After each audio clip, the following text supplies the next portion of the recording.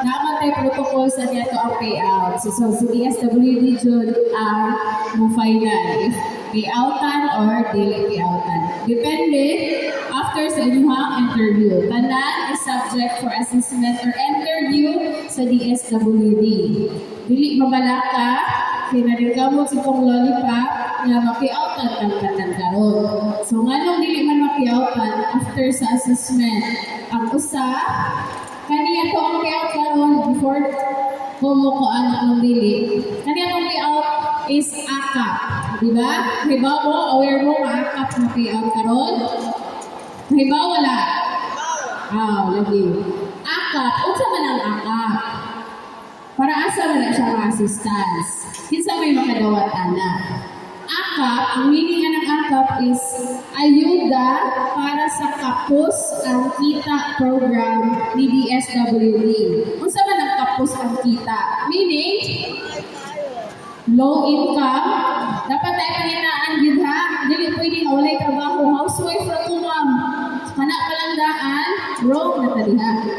So, tagap na judad. Apan assessment. Ha? Kaya wala may trabaho, dapat naman trabaho ang AKAP. Pero, naay trabaho, kulang lang ang sweldo. Below minimum dapat ang inyong sweldo. Ha? Below minimum wage. Dili pwede na minimum wage. Dapat below. Kaya kapos man ang kita. Low ang minimum wage na ang gikuan nga. Gamay rin yun, magkuwang dyan ang sweldo sa mga minimum wage, pero sa protocol sa AKAP or sa guidelines sa AKAP, dapat below minimum wage para ma-qualify ta nga makadawat karong buntaga or makadawat ta og AKAP na assistance. Nakasabot? Ha? So tanan man ka din ni below minimum wage. Below minimum wage earner. Panan? So wala yung reklamo nga, ma'am, wala akong gidawat kay kalimoni mo na. So ha, again, ang AKAP is ayuda para sa kapos ang kita program. So dapat low income earner ka or below minimum wage earner ka. So regardless kung sa mga imong trabaho diha, basta below minimum wage ka, pwede ka sa AKAP na assistance. So kung minimum wage ka or above minimum wage, dili na pwede ali.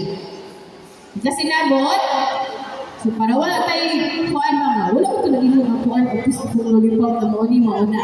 Wala ko nag-ingon ang ang kanang president sa kuan, PWD na mauni mauna, or wala ko nag-ingon ang barangay. So at least karoon, aware na kita po, if natin mga kainan, may mga silingan, wala pa naabot, nabangin kung may explain. In case, dili sila maka-appeal, wala man siya na-appeal. Possible, taas iyang sweldo or taas iyang income. Okay? So, kinsa man diri ang taas o income ni, isa may mga dato diri. Ay, hindi ko may sakit ko dato. Di ba? Kita tanan, below minimum wage. So, walay ba, pwede kita ang AKAP. Ha? Makadawat na sa AKAP assistance. So again, magbuwatan ni DSWD for your interview. Kabantay ko na awig ipagunitan ng forms. Tanan ba nag-fill up na? Wala pa. Wala pa. Mag-explain pa ka? Explain na sa... DSWD yan.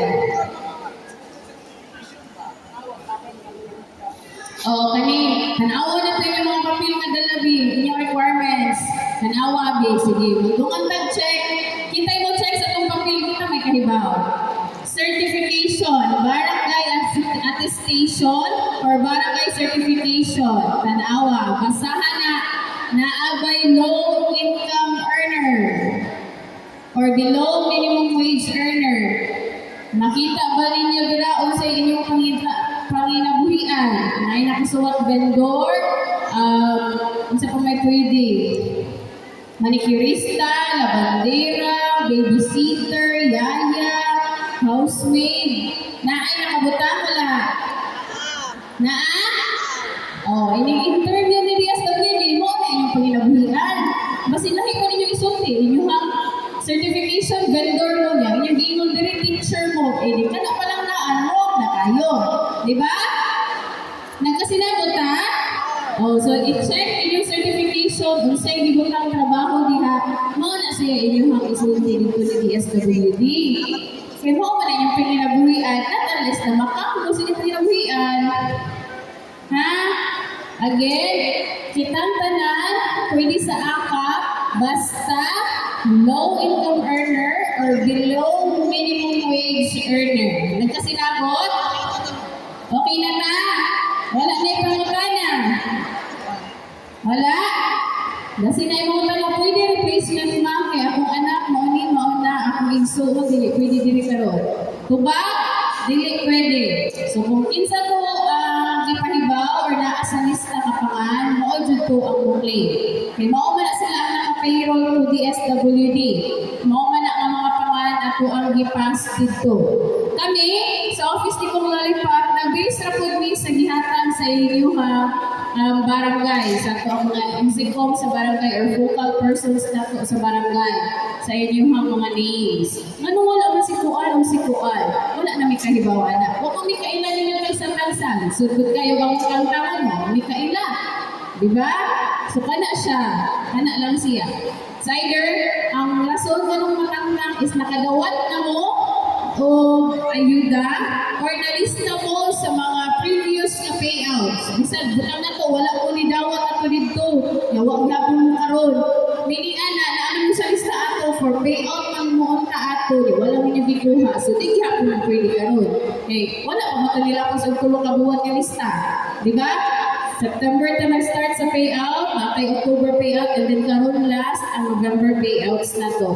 Wala na ni sa sunod tuig, sunod buwan. Okay? Ang last payouts na to, karon lang yung November. So if nalista mo sa mga previous na payouts, isang pag wala ninyo gidawat, tigid mo pwede karon. Ha? Abangin mo yung explain na nung wala mo sa lista, anong dili mo mapwede aning akap assistance sa inyong mga kailan. Okay? Nagkasinamot ra ta? Okay na. Okay, daghang salamat ug mayong buntag sa tanan.